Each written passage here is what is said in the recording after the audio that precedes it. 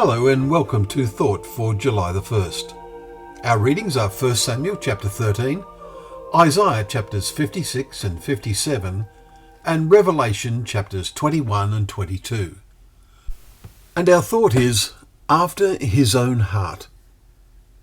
Samuel said to Saul, "You have done foolishly. Your kingdom shall not continue. The Lord has sought out a man after his own heart." 1 Samuel 13 verses 13 and 14. Saul was in trouble. He was in a hopeless military position. The prophet Samuel had come a day later, maybe hours later, than had been arranged. And so Saul foolishly offered sacrifices himself. Although he had been victorious over the Ammonites with God's help, but he feared the Philistines, but did not seek God's help. His perception of what God requires was far too limited. But what intrigues us is the reference to God having a heart.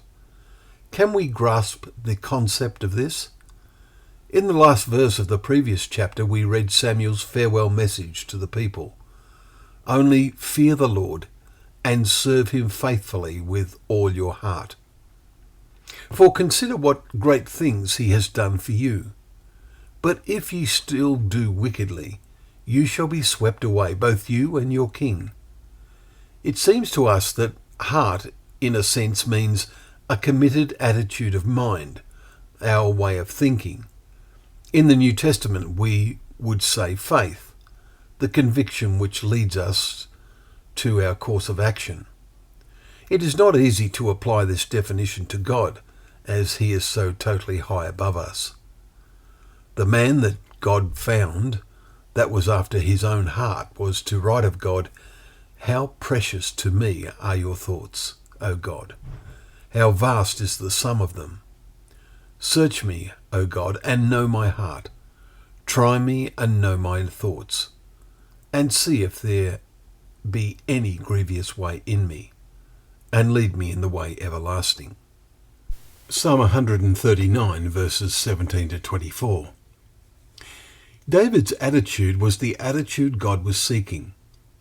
Probably at this point in time he was a lad looking after his father's sheep in the wilderness, and we will read in 4 days' time that the attitude and confidence before God that he had developed and perfected in killing the wild animals that tried to take the sheep gave him the confidence to go against Goliath. For he has defied the armies of the living God, we read in chapter 17, verse 36. David had a vision of the power God can give that was far greater than Saul's, and a greater vision than the army itself had. But despite this, they were still God's armies. And are you God's son or daughter, or want to be? Today's chapter in Isaiah reveals the principle upon which God works in looking into the hearts of human beings. "Thus says the one who is high and lifted up, who inhabits eternity, whose name is holy." And then come the wonderful words, "I dwell in the high and holy place, and also with him who is of a contrite and lowly spirit, to revive the spirit of the lowly." Chapter 57 verses 15 and 16. David experienced this most particularly after his sin with Bathsheba.